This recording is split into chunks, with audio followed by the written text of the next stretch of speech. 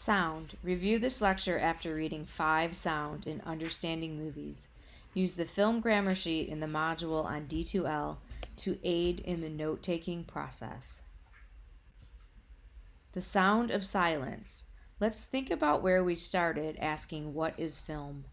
This week we'll go back to the very beginning of film and learn about what happens when sound comes into the picture. This lecture will help us redefine film as we trace its evolution. Did you know for the first 3 decades film didn't include recorded sound? This means filmmaking was a purely photographic means of expression. Even though film was silent, it was common to have live musical accompaniment in the theater. Thomas Edison. If Thomas Edison had his way, the silent era wouldn't have happened. He experimented with film and sound as early as 1894.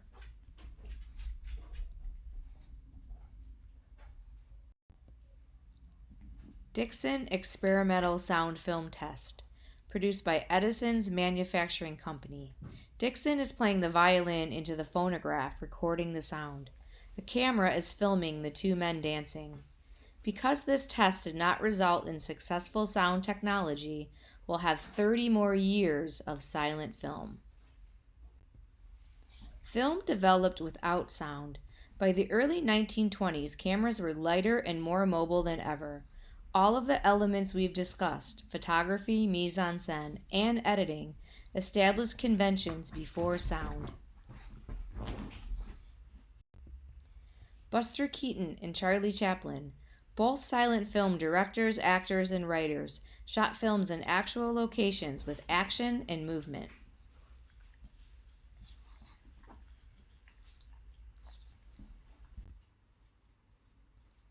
Motivations for sound. The development of editing in mobile cameras allowed filmmakers to use film to tell epic stories. Pre-recorded and synchronous sound would do away with intertitles used to convey context and dialogue. Theaters had to pay a union wage to musicians each time a film was screened. Competition from the radio cut into theater profits. Sound was initially considered a gamble and a gimmick. Early talkies tended to be clunky and dialogue heavy. All of the action we love so much came to a screeching halt. Sound had to be recorded inside with stationary microphones. Cameras had to be soundproofed or blimped to silence in-camera noise. Movie palaces. Between 1914 and 1922, over 4,000 movie palaces opened, catered to upper-middle-class people with palatial interiors and air conditioning. Fox Theater Detroit, a grand movie palace built in 1928 by Fox Films, designated a National Historic Landmark in 1989.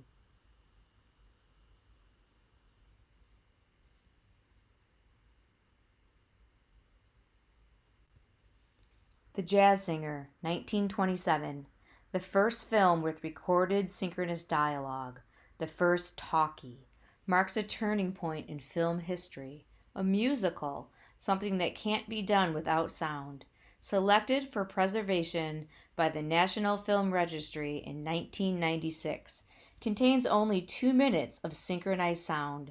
The production cost was almost twice as much as Warner Brothers usually spent.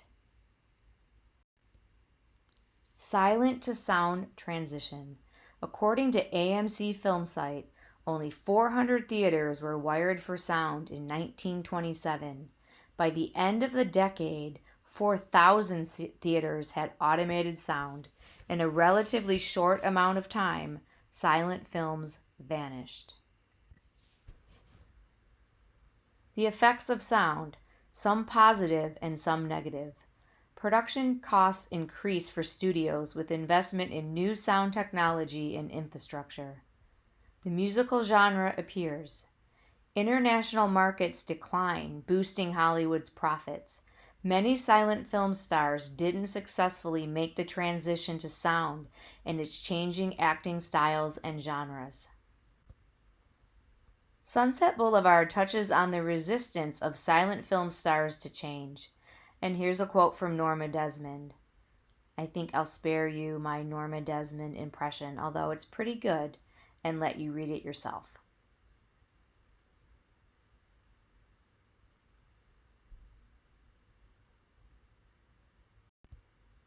Singing in the Rain, 1952. This iconic musical satirizes the growing pains in Hollywood during the transition from silent to sound.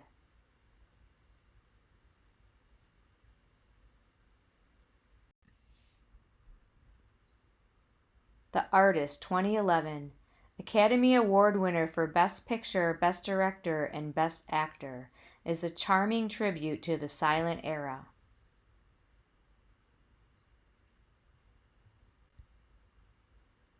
Sound grammar. Since its introduction into film almost 90 years ago, sound has become an integral part of the medium. The following grammar terms help us define different types of sound in film. Synchronous sound, or sync sound, sound that matches the picture and is recorded at the same time as the image. Dialogue is an example of synchronous sound. Non-synchronous sound, not recorded during the shooting, including special effects and Foley. Diegetic sound, sound that comes from within the film's world. It's sounds that the characters can hear and respond to. Non-diegetic sound, sound without a source in the picture, like voiceover and music most of the time. It's there for the benefit of the audience. The Foley artist. Because synchronous sound takes precedence during the production, the Foley artist is responsible for creating all of the lost sounds not recorded. Foley artists create non-synchronous sounds in a recording studio. Watch the videos in the Sound Supplemental playlist to enhance this lecture. Foley artists at work. Everything that moves in the picture is given a sound. And you'll see two Foley artists here making and creating the lost noises like footsteps, and at the bottom he's recreating the sound of a sword being pulled from a sheath.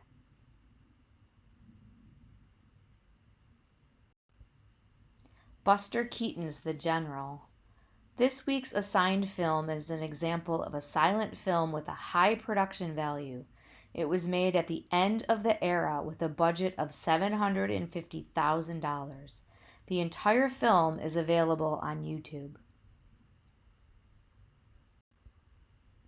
Fun fact: Buster Keaton has a cameo in Sunset Boulevard. He's one of the Waxworks who plays bridge with Norma.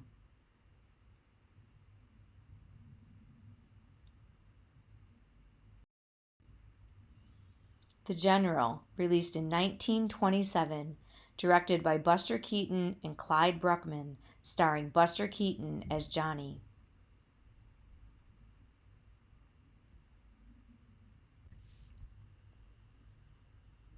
Response questions.